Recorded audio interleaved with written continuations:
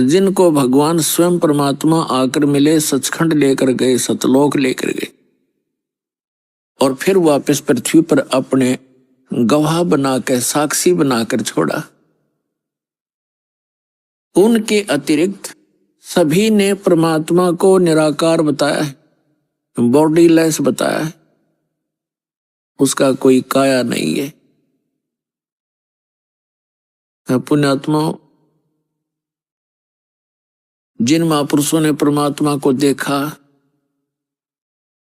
और उन्होंने परमात्मा की सारी महिमा आंखों देखी, बताई,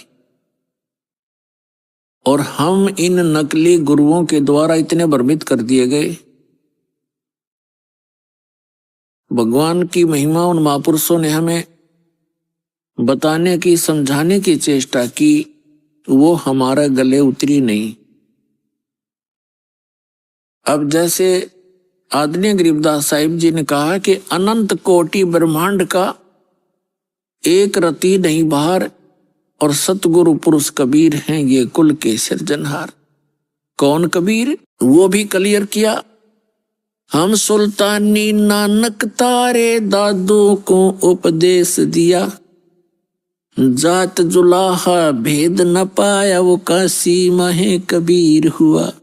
अपने आत्माओं, नानक साहिब जी ने उस परमात्मा को आंखों देख करके आश्चर्यचकित होकर के नीचे आकर देखा, एक जुलाहे, एक दानक के रूप में बनारस में कपड़ा बुन रहे थे, और जब आकर के देखा तब कहा था, फाई सूरत मुलुक की वेश, ए ठगवाड़ा ठगी देश, खरा सियाणा बहुता बार ये धानक रूप रहा करतार। लोगों, यो धानक रूप रहा करतार, नीच जात परदेसी मेरा, छिन आवे तिल जावे, ताकि संगत नानक रंदा क्यों कर मोंडा पावे।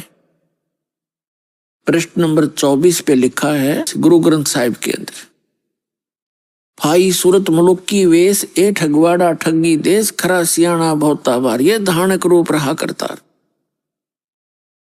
प्रश्न नंबर 721 पर, एक अर्ज गुप्तम पेश तोदर कौन करतार, हक्का कबीर करीम तुम बे ऐब परवरदिगार। प्रश्न नंबर 731 पर लिखा कि नीच जात परदेसी मेरा, छिन आवे तिल जावे, और ताकि संगत नानक रहंदा क्यों कर मोंडा पावे। दादू साहिब जी ने कहा कि जिन मुझको निज नाम दिया, सोए सतगुर हमार, दादू दूसरा कोई नहीं, कबीर सिरजनहार।